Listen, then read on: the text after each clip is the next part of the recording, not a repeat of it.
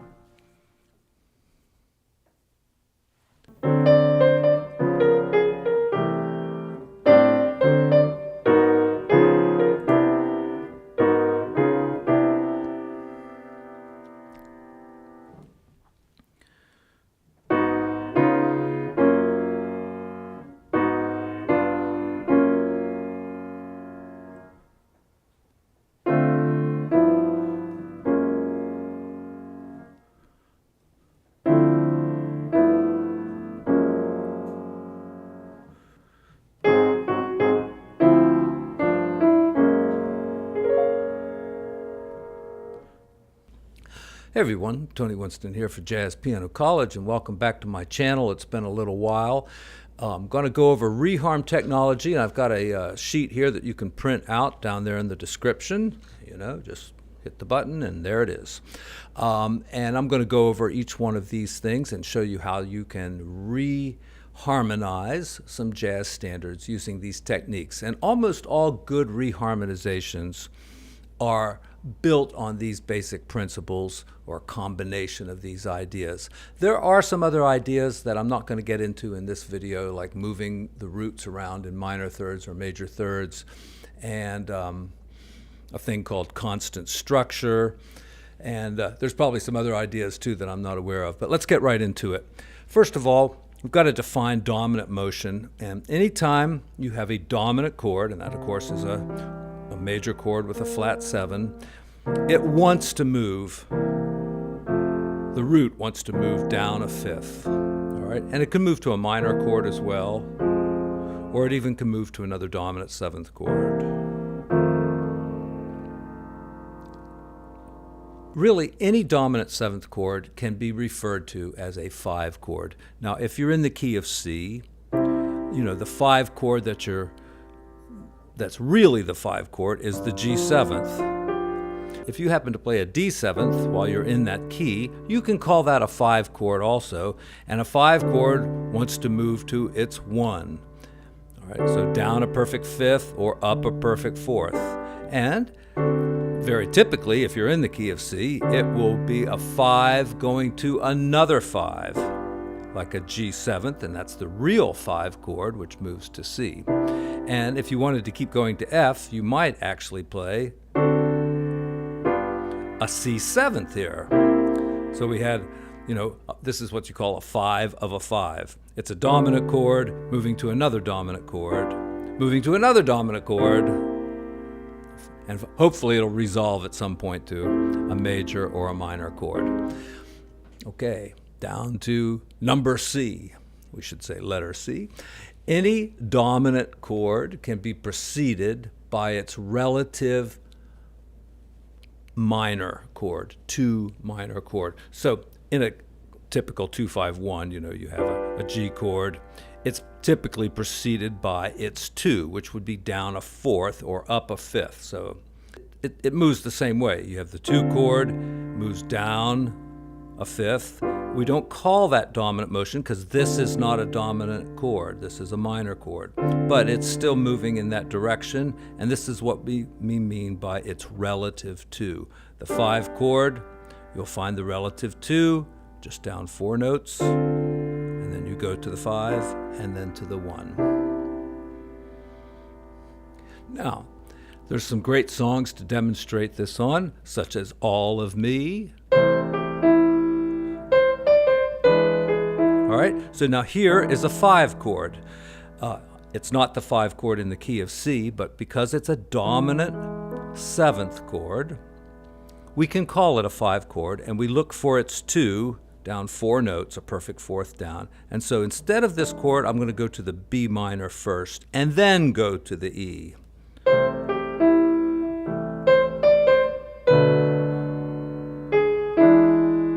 All right, and next chord is A, but I could precede it by its relative to minor chord. And so that would be an E minor, 4 notes below or 5 notes above. So I was here. So now I'm going to use E minor instead of A7, and then go to the A7.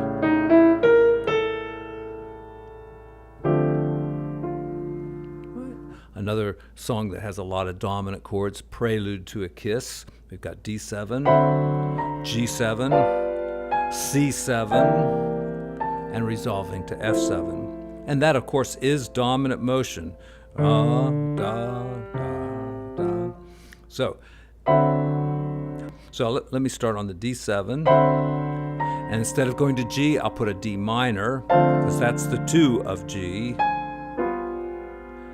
And then we're going to C7, so G minor first, then C7th, and then F. We'll go through that again because it's kind of complicated.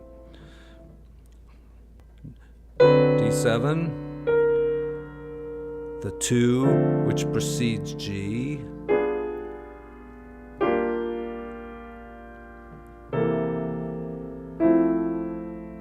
there you have it. I like this next one, letter D. Any chord can follow the 1 chord, and we're talking about the 1 chord. That's like the key of the song. However, sometimes there are other places where you can use this also. So let's take, what do I have written down here? Let's do Have You Met Miss Jones? So it starts on F and goes to the 6th chord. So what can we do here? Okay, now I can go to any chord. Some are going to be better than others. For instance, typical ways of moving would be up to G minor, on our way to A maybe, or to the 4 chord. Could be a major, a minor, or a dominant. Could be going down a half step, could be going up a half step. There's really, you can do anything. And obviously, some things will work in a particular song and other things won't. So, like for instance, that doesn't really seem to work,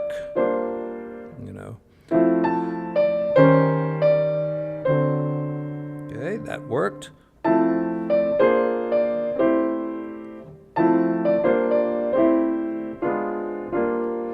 And, in The Girl from Ipanema, you can do the same kind of thing.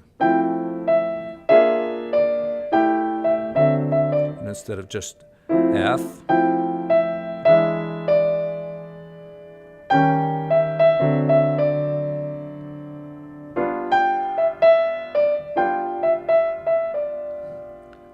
Any other things I can think of? Isn't It Romantic?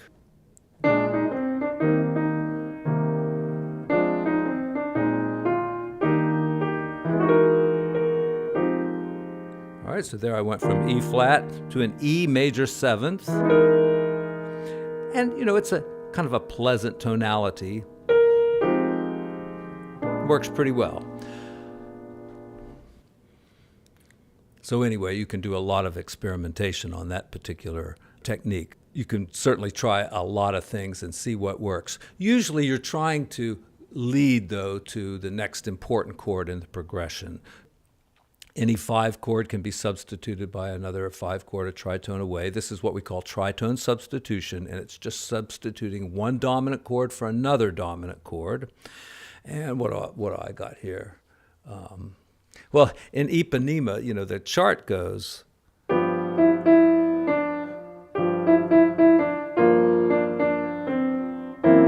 Goes to this F sharp 7th chord, or G flat 7th, and the tritone away from that is C. Now really, the G flat is kind of like the tritone substitution, because you would typically expect a C chord there. And you see that sounds perfectly fine because it's a 2-5-1. So in a 2-5-1, just go down a half step, because that's a tritone away from C. So most tritone substitutions are extremely easy to find, because all you do is move from the 2 chord down to the flat 2 as a dominant 7th, and there. And you'll see this works all the time. So D minor, G to C, D minor, D flat to C. And it depends on the top note a lot too. So, a lot of times if you're playing the melody of a song and you try a tritone substitution, and you'll end up with something like,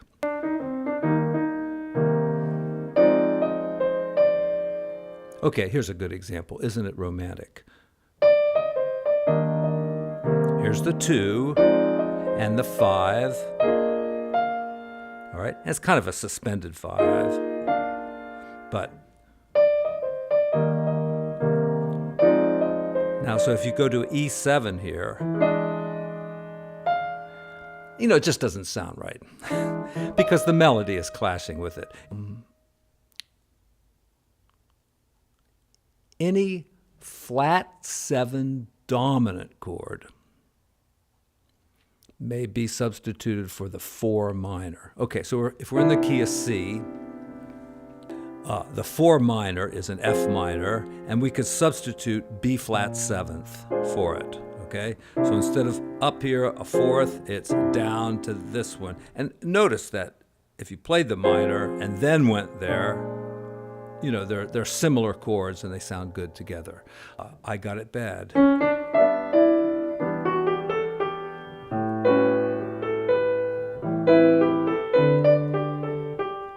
When we get to the bridge, that's the 4 chord. Now here comes the minor 4 chord. So I could have gone to F7th instead. So let's try that.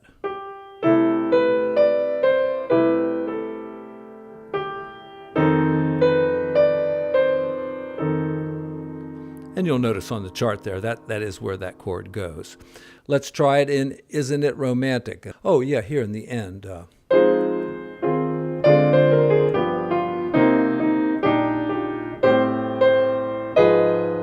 So right there, we've got the minor 4, because we're in E flat. So A flat minor is the 4 minor chord. So we're coming down from C minor. Oh, sorry.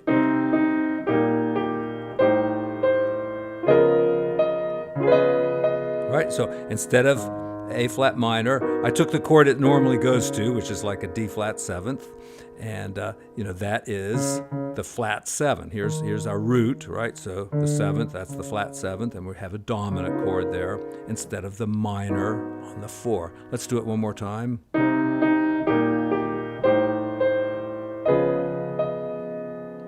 Okay, and then we go back to the 1, and that leads us to our next technique of reharmonization, which is letter G here, that the 3 chord can be substituted for the 1. Now, I did it backwards. I substituted the 1 here for the 3 chord. So that's kind of what this is. It's going to the 3 chord, which is just a substitute for the 1. And you can see it's almost the same notes. So in the key of C, of course, that's E minor instead of C. And if you're doing 1, 6, 2, 5, 1, that's the 3 instead of the 1. 1, 6, 2, 5, very common substitution. Let's go on to the next one. Any minor seventh can be substituted with a dominant seventh built on the same root. Okay, so that means if you have a minor seventh chord, and I think this applies not just to, like say in the key of C, the 2 chord is this, but it would apply to the 3 chord, it would apply to the 6 chord. Any minor seventh chord can be thought of as a 2 chord. It can be thought of as a 2 chord. And 2 chords are minor, as long as you stay within the key signature. But anyway, just to make this kind of simple, in the blues, like a jazzy blues, we're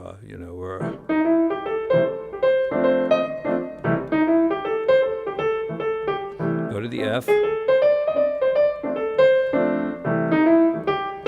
Now we go to the 2 chord, it's minor, and the 5 chord. Well, I could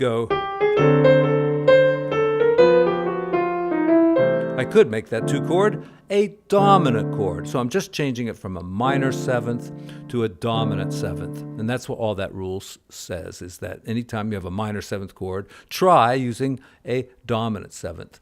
And you could do this in Autumn Leaves. I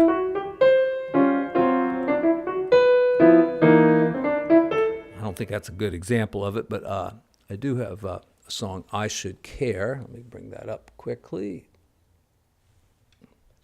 Yeah, and I know Bill Evans kind of does it this way. So it's... All right, so we've got a D minor that we can change to D dominant. We've got an E minor that we can change to E dominant. And so... Now you might think, well, that doesn't sound very good. But the way he does it, he plays like some rootless voicings, plays a sharp 9 chord. So that's our D7, then G, and then our E minor. There's our dominant, but we've got a sharp 9 on top. All right, so check it out. All right, and that other D minor, I also made that a D dominant with a sharp 9. So.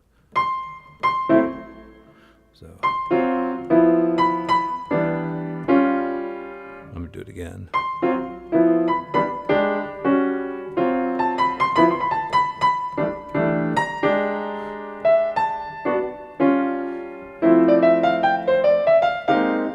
All right, so some interesting stuff going on here. Now, a minor 7 flat 5, that's a 2 chord also if it's in a 2-5-1 in a minor key, which it is right here. Going to D minor. So we can change that to a dominant chord too. Now I chose to leave this one as a minor seventh because these techniques work sometimes. They don't work all the time, not with every melody. So you have to try them out and see where they work. And if you want to develop a really complicated set of rules, I'm sure you could do that, as to what melody note is and what you can use when you can use these things. But the best way is just experiment and get a feel for it. Now here's that minor 4 chord, and it went to the flat 7 there, that rule we just talked about. Okay, now this one is really kind of counterintuitive. It says if you're in the key of C and you get to the 1 chord here, that you could substitute a minor 7 flat 5 built up on the tritone here.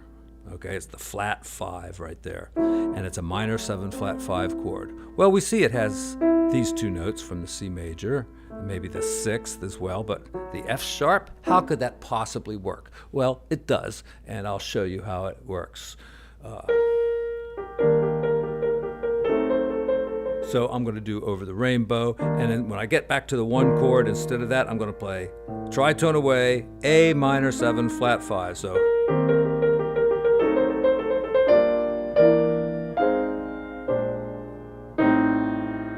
Okay. All right, hopefully I won't get into copyright trouble there. It works on Misty.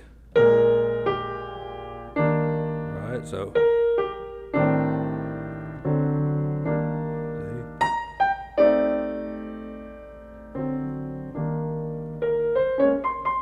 Okay, I took a shit on the train, so all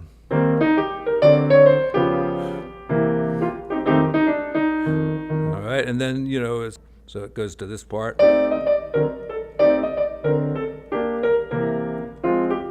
right, now what are you expecting? E flat, but go to this one. And this is really effective when you're soloing, you know.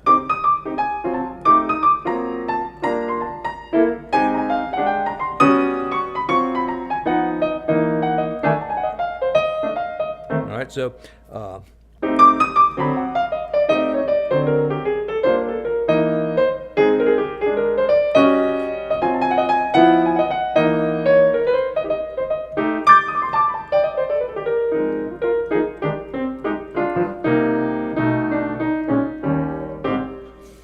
okay. Stop having fun. It had to be you. See, instead of F, I went to tritone away, minor 7 flat 5 chord.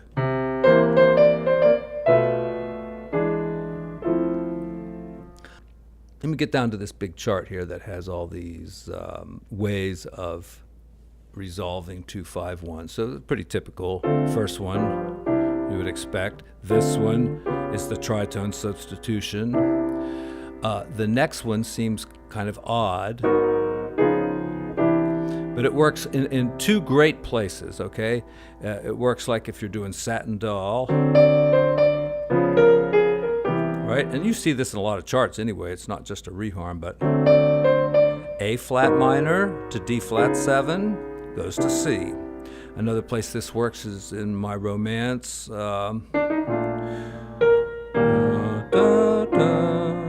Then just go. See, that was a B, E to E flat. You know, it doesn't seem like a 2-5-1, but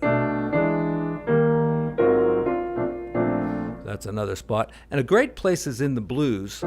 And I should say, too, that reharmonization is important for saxophone players, for trumpet players, for guitar players. It doesn't matter if you're not playing a chord instrument. You can use reharm to, you know, spice up your solo. So what I'm going to do here is I'm going to do a blues in F,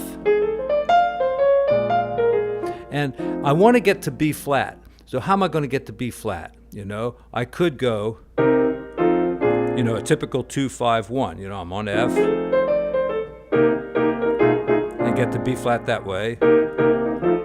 But I'm going to use that way, F sharp minor to B7 to that. All right, now I'm going to do it as a piano player with a lot of chords and stuff. So here we go.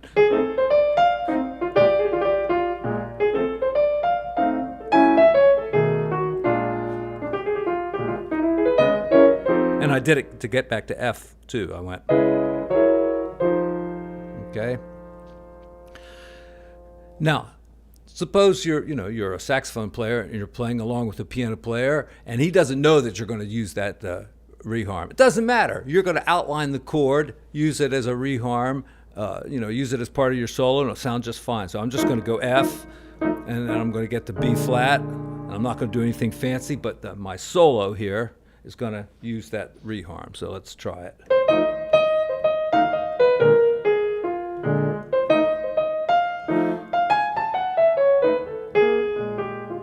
So it'll sound a little outside, but that's kind of cool in a way. See, I was thinking of that like that, but I didn't do it with the chords. And so if you're playing with a rhythm section that's playing pretty standard changes, you can still use these reharm ideas and it'll sound just fine. 5 through 8 down here is really the same thing, just in a different key. So we've got, what do we got here? We've got a typical 2-5-1, the tritone substitution, the one I was just demonstrating,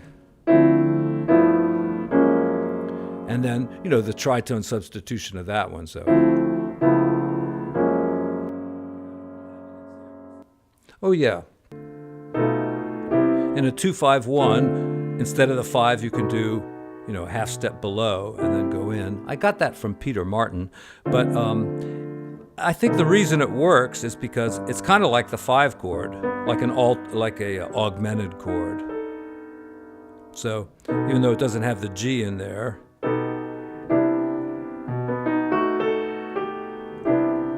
that's why I think that one works. And then a thing called constant structure.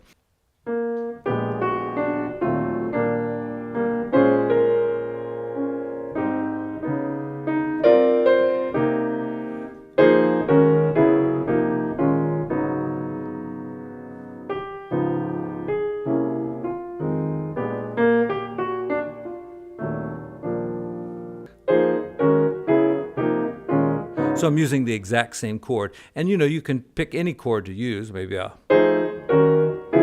a sharp 9 chord or something like that. Just find a chord that sounds right and then move it around. And exactly. It's the exact same chord, just transposed to match, to move. Now, if there is a song, all right, listen up, folks. If there's a song you would like me to reharmonize, and it should be a jazz standard that's fairly common and popular, let me know over on Patreon. You can sign up there for as little as $1 a month, I believe, and you could just be on there for 1 month. All right, so I'm not trying to encourage anybody to just do $1 for a month, but go over to Patreon, sign up, and request the song, and I will definitely do a reharm and explain it as well. So I know this was kind of a long video. I'm going to try to edit it down as much as I possibly can to make it short, because you don't have time to sit here and watch videos all day. You should be practicing. And so anyway, thanks for your support over on Patreon, and also thanks for those of you who like to make one-time contributions using PayPal. I suppose I should get into Venmo or something, but PayPal is the one that I use. So anyway, until next time, thank you so much, and I will be back again very soon with Pork Pie Hat. All right, let's get right into it. Pork Pie Hat.